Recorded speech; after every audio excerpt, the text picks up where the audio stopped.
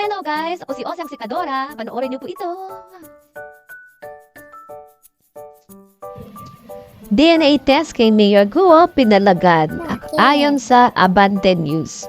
June 2, 2024, pinalagad ng isang dating tauhan ang pinopormang DNA test sa controversial na Bamban Mayor Alice Guo. Ayon kay Nancy Guamo, isang dating consultant ni Mayor Guo, ang mga atake ay lumalabag na sa karapatan ng mayor bilang isang individual at isang halal ng taong bayan. Lumantad ako upang ipagtanggol si Mayor Alice. Nasaktan ako na maghita siyang inaakusahan ng mga bagay na hindi totoo.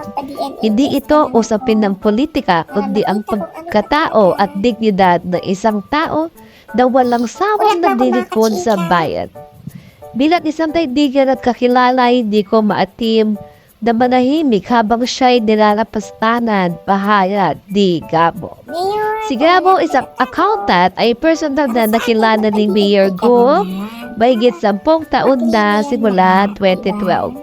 Ani Gamo, hindi siya naging empleyado ni Mayor Guo, bagkus ay tumulong siya sa iba't ibang aspeto ng negosyo at personal na buhay ng mayor, kabilang ang pagiging corporate housekeeping at pagsasaayos ng mga records.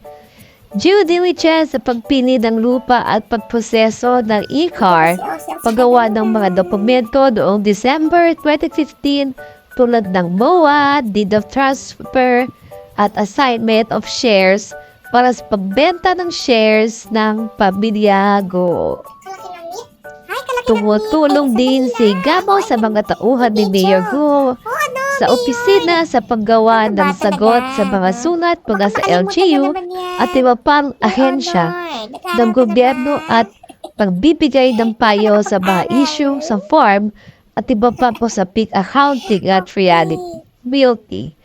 Sinabi ni Guo na kakilala niya si Mayor Alice bilang isang masipag, bababang loob at pagmahal na anak. Bagamat hindi formal na nakapag-aral, naturuan naman siya ni Teacher Rubinin at mabilis siyang matuto at magaling na negosyante mula sa kanyang murang edad.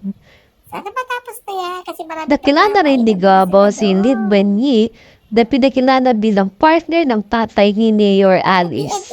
Ipataliwanag ni Gabo na hindi si Lin Wenyi ang tunay na ina ni Mayor Alice at hindi na dapat kalat-karin pa ang ibang tao sa usapin ng DNA.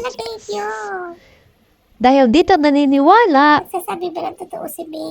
ako na hindi na kailangan kalat-karin pa ang ibang tao tungkol sa DNA issue. Adig.